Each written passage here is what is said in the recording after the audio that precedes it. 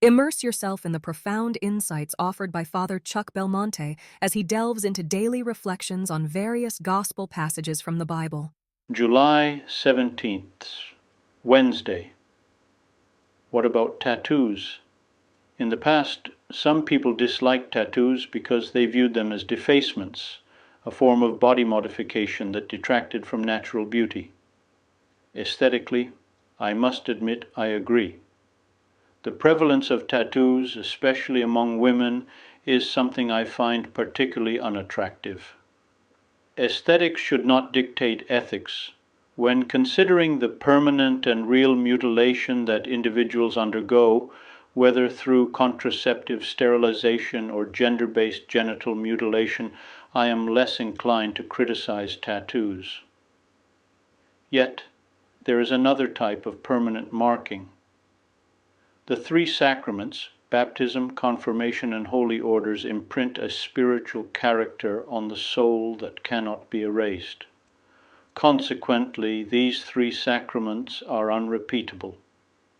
Furthermore, if I were to have something etched into my body, should it not be a well-considered decision rather than something randomly chosen from a tattoo parlor catalog after consuming excessive amounts of alcohol?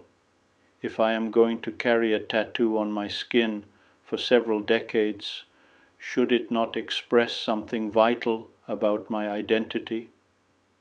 This brings me back to the sacramental characters. Though they are not be visible, they are no less real, effective, or permanent.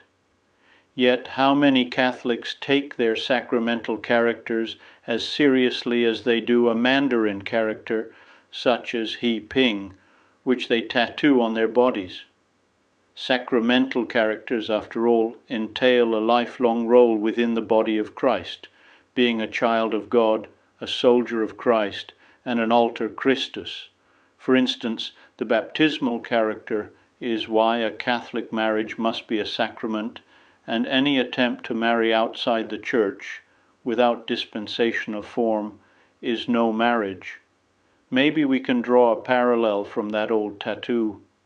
Although I got it without much contemplation, as it was a dare, or because my friends were doing it, the He Ping no longer holds any meaning for me. Nevertheless, it has not disappeared.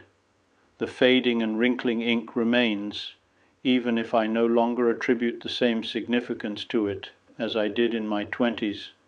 Is this not often the case with the sacramental character of confirmation, for example? The sacrament intended to complete full incorporation into the Church often becomes the last sacrament until the wedding or the baptism of a first child arises. Moreover, I likely spent more time preparing to receive that character than the average person spends considering a Chinese character tattoo. Or have I superficially regarded both equally? Our actions, and what society deem beautiful, often reveal more profound underlying assumptions and values. Could the proliferation of tattoos, which often lose meaning over time, even though they continue to increase in popularity, indicate that many individuals are desperately searching for anything that may provide a sense of permanence and meaning of life? I would be delighted to extend an invitation to you once again tomorrow for another insightful reflection on the gospel by Father Belmonte.